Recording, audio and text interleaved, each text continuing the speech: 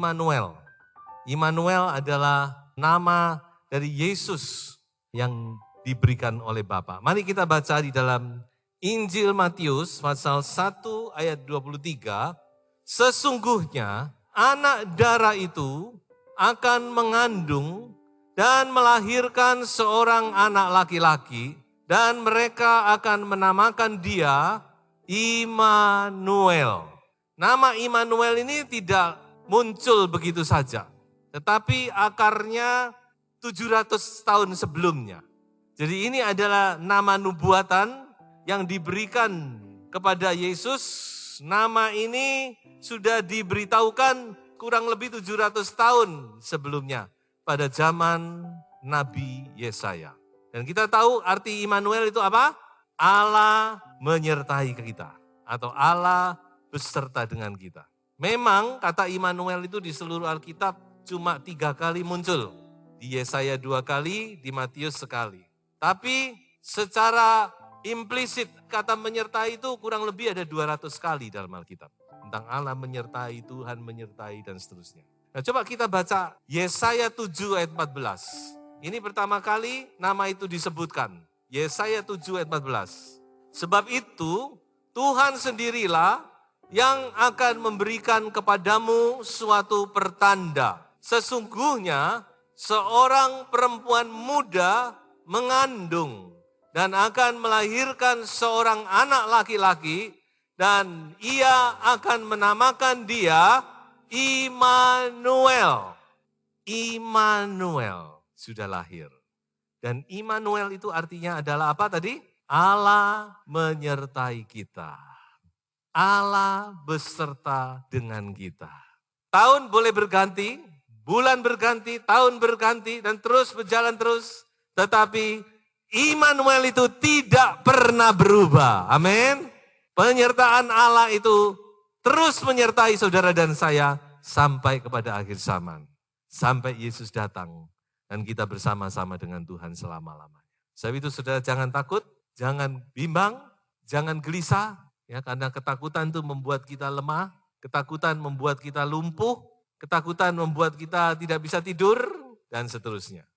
Saya akan kita melihat ke belakang sejenak kepada sejarah dari Immanuel. Kenapa kok Immanuel itu muncul? Apa latar belakangnya?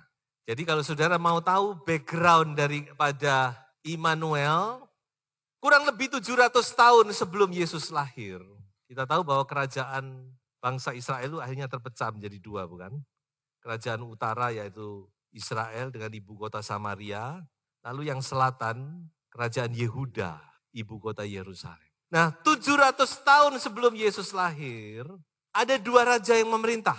Yehuda diperintah oleh Raja Ahaz. Jadi waktu itu di sebelah selatan itu Raja Ahaz, dan di sebelah utara itu Raja Pekah namanya. Nah, kedua raja ini musuhan. Ya, ini memang perang saudara terus ini. Terus musuhan. Raja Ahaz melawan Raja Pekah. Gegeran terus mau perang. Nah, waktu mau perang, yang namanya Raja Pekah ini, dia minta tolong kepada bangsa Aram. Pas di utaranya memang. Dia ngajak konco untuk menyerang, untuk menghancurkan Ahaz. Nah, Ahaz waktu itu memang raja ini sudah mulai goyah, meninggalkan Tuhan, sudah mulai bimbang dan seterusnya. Makanya Tuhan munculkan banyak masalah dalam kehidupan kerajaannya. Raja Pekah dengan Raja Resin namanya. Raja Aram itu namanya Raja Resin. Mereka berteman mau menghancurkan Raja Ahaz di selatan, Raja Yehuda. Dan dikatakan saudara-saudara Raja Ahaz takut. Ketika dia mau diserbu dia takut sekali. Karena begitu kuat persekutuan ini. Tentaranya banyak sekali. Sampai dikatakan Raja Ahaz itu gemetar. Dikatakan kayak pohon yang ditiup angin. Dia gemetar. Wah, dia takut saudara-saudara. Takut menghadapi tantangan. Takut menghadapi musuh. Ada enggak saudara yang takut? Gimana nanti tahun depan? Masih bisa enggak? Masih survive enggak gitu? Bagaimana pekerjaan saya? Bagaimana anak? Bagaimana rumah tangga? Macam banyak. Ketakutan. Nah ini saudara-saudara. Ahaz merasa takut. Dia gemetar. Tapi Tuhan itu masih sayang. Yang namanya Tuhan itu setia memang. Walaupun Ahaz sudah meninggalkan Tuhan, Tuhan itu masih setia, masih sayang. Lalu Tuhan tuh datang lewat nabinya, Nabi Yesaya. Jadi Nabi Yesaya memberitahu kepada Ahaz, Ahaz jangan takut, Raja Pekah dan Raja Resin tidak akan bisa menyerbu, tidak akan bisa menjatuhkan Yerusalem. Kamu tidak usah takut, Tuhan pasti akan menolong kamu. Jangan takut menghadapi tantangan, tenang saja. Kalau kamu tenang, kamu percaya nanti kamu akan selamat. Firman Tuhan datang. Saudara bagaimana kalau mendengar firman? Hah? Tenang? Bagaimana dengan Ahaz? Masih belum mantap Ahaz. Akhirnya Yesaya ngomong begini kepada Ahaz. Ya sudah, kalau kamu masih tidak mantap, coba kamu minta tanda saja sama Tuhan. Supaya kamu mantap, kamu minta tanda apa sama Tuhan? Silakan. Mau minta tanda langit, mau minta tanda yang di bumi, terserah kamu. Dan ini ditantang memang Ahaz. Bagaimana saudara jawaban Ahaz? Oh, jawaban Ahaz sangat rohani. Sangat rohani. Kenapa dia ngomong? Oh no, tidak. Aku tidak mau mencobai Tuhan. Hebat, omongannya hebat. Aku tidak mau mencobai Tuhan. Padahal Tuhan yang ngomong, kamu minta tanda. Suruh Ahaz minta tanda. Supaya dia yakin, supaya dia tenang. Tapi Ahaz ngomong, tidak. Oh aku ini tidak mau, tidak berani mencobai Tuhan. Ya oke lah, kalau mau bicara rohani silahkan. Kemudian Yesaya ngomong gini, baik, kalau kamu tidak mau minta tanda, Tuhan yang akan memberi tanda kepadamu. Yaitu, nah ini saudara, seorang perempuan muda akan melahirkan, nah itu tadi itu, anak laki-laki dan anak itu akan dinamakan Immanuel. Nah itu tandanya. Jadi ini sebenarnya tanda ini. Arti Immanuel apa tadi? Allah menyertai kita. Dengan lain kata Yesaya ngomong, enggak usah takut Immanuel. Allah menyertai kamu Ahaz. Allah menyertai negaramu. Allah menyertai bangsamu. Kamu jangan takut. Nah sudah toh, Tuhan sudah ngasih tanda. Sudah kasih firman. Mau apa lagi? Bagaimana sekarang dengan Ahaz? Sejarah mencatat Ahaz tidak percaya. Sudah dapat firman, sudah dapat tanda, masih tidak percaya. Apa yang dia lakukan? Dia minta tolong bangsa Asyur. Bangsa Asyur waktu itu lagi naik daun, lagi jadi superpower ini, lagi kuat-kuatnya. Dia minta tolong bangsa Asyur untuk menyerang Israel dan Aram. Jadi dia minta tolong bangsa lain, bangsa yang notabene bangsa kafir, orang musuhnya Tuhan, yaitu Assyria atau Asyur, untuk membantu dia menyerang dari utara, Raja Israel, yaitu Raja Pekah tadi, dan Raja Resin. Nah memang akhirnya Asyur datang menyerang dan menang memang Asyur. Sepertinya tertolong memang, tapi apakah sungguh-sungguh tertolong? Tidak. Alkitab mencatat Asyur bukannya menolong, malah pada akhirnya membuat masalah bagi Ahaz. Menyesakkan, dikatakan di situ, menyesakkan Ahaz. Ahaz bukannya mendapat kelegaan, mendapat pertolongan, karena Asyur tidak berhenti sampai di situ. Asyur akhirnya mau menyerang Yerusalem dan seterusnya. Dan bukan sampai di situ, dikatakan akhir daripada kehidupan Ahaz, Ahaz semakin jauh meninggalkan Tuhan. Dia menyembah kepada dewa-dewa asing. Dia menyembah minta tolong. Dia tidak lagi percaya kepada Tuhan. Dia tinggalkan Tuhan. Dia menyembah kepada dewanya bangsa lain dan seterusnya. Dan akhirnya dia benar-benar jatuh, mati dan seterusnya. Nah mengapa kok saya ceritakan ini? Karena kita ini mendapat pesan loh di Natal ini. Immanuel pesannya.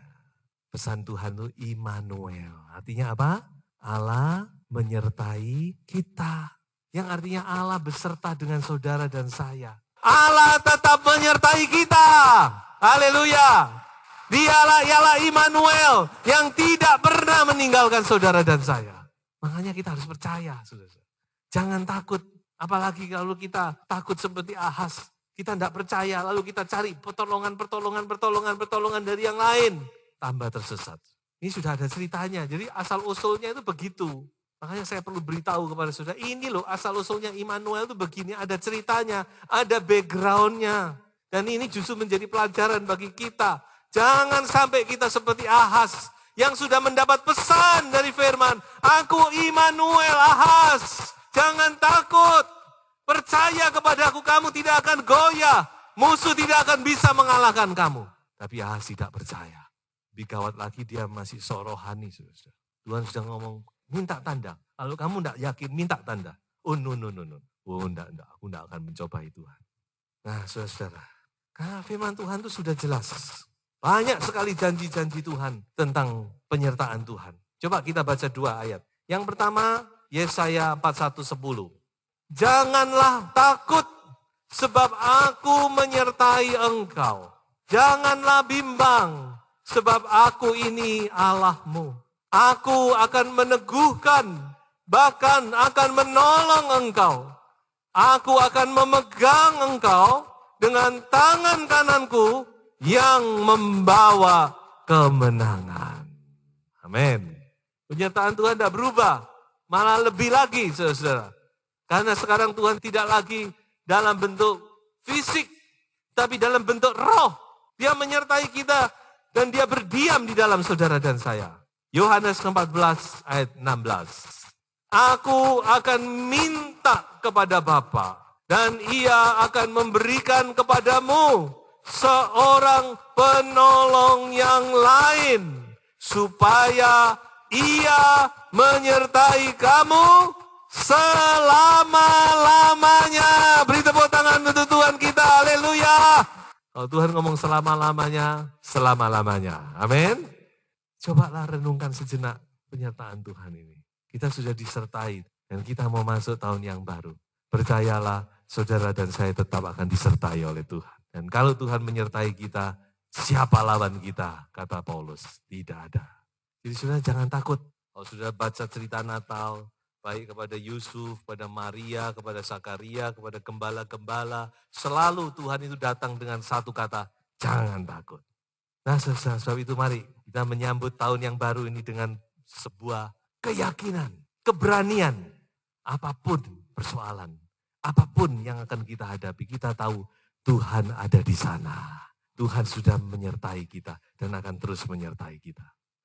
Saya akan lari kepada sebuah kisah di dalam Injil Markus pasal 4 ayat 35 dan ayat 41. Pada hari itu, waktu hari sudah petang, Yesus berkata kepada mereka, marilah kita bertolak ke seberang. Nah ini, marilah. Yesus yang mengajak. Nah ini perhatikan ya. Mereka membawa Yesus. Ini penting saudara. Membawa Yesus. Yesus dibawa dalam perahu. Enak loh sudah. Ayat 37.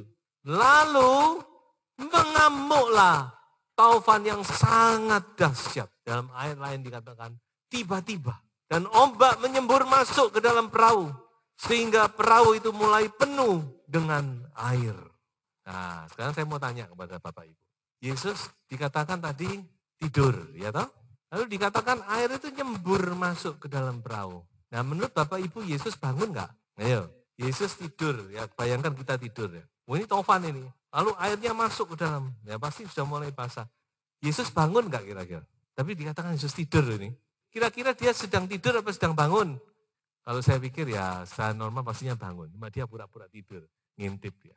Ya toh, basah kok. Coba kita lihat murid-murid panik, saudara. Panik, kita mengalami kepanikan. Kadang-kadang saya pernah berapa kali mengalami kepanikan. Kalau sudah panik itu tidak bisa berbuat apa-apa. Ini murid-murid, guru, bangun guru, bangun kita ini mau mati ini, mau tenggelam kapalnya. Ayat 39, ia pun bangun, menghardik angin itu.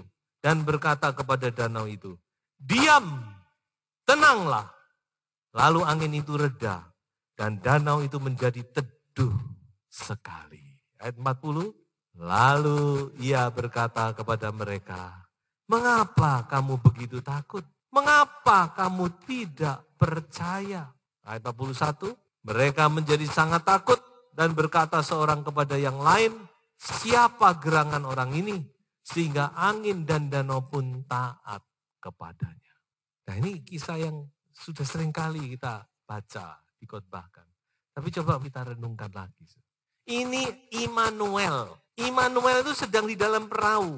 Mungkinkah perahu ini akan tenggelam? Menurut saudara gimana? Tidak mungkin. Tidak mungkin. Tidak mungkin perahu itu akan tenggelam. Haleluya. Tidak mungkin saudara. Rumah tangga saudara akan tenggelam, bisnis saudara akan tenggelam, hidup saudara akan tenggelam. Tidak mungkin selama Yesus Immanuel itu beserta dengan kita. Haleluya. Dia tidak akan biarkan kita tenggelam. Dia tidak akan biarkan perahu kita tenggelam. Haleluya. Walaupun orang ngomong gini, ngomong gitu, ngomong gitu, silahkan. Tapi saya percaya perahu kita tidak akan tenggelam. Karena Yesus ada dalam perahu kita. Haleluya. Tapi seringkali kita goyah, kita bimbang, kita tidak percaya. Oh, kita gentar, kita ketakutan. Mari saudara-saudara, dalam rangka Natal ini dan menyambut tahun yang baru, kita mau tanamkan Immanuel. Haleluya. Dia adalah Allah Immanuel. Allah yang selalu menyertai aku. Aku tidak takut. Apapun yang akan aku hadapi, aku percaya. Janjimu ajaib. Terukir dalam kehidupanku.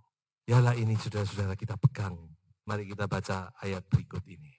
Ini ayat yang juga luar biasa. Ulangan 31 ayat 8. Sebab Tuhan, Dia sendiri akan berjalan di depanmu. Dia sendiri akan menyertai engkau. Dia tidak akan membiarkan engkau dan tidak akan meninggalkan engkau. Janganlah takut dan janganlah patah hati. Masuk di tahun yang baru bersama dengan Tuhan dan kita pasti menang. Haleluya. Tuhan Yesus memberkati saudara semuanya. Haleluya.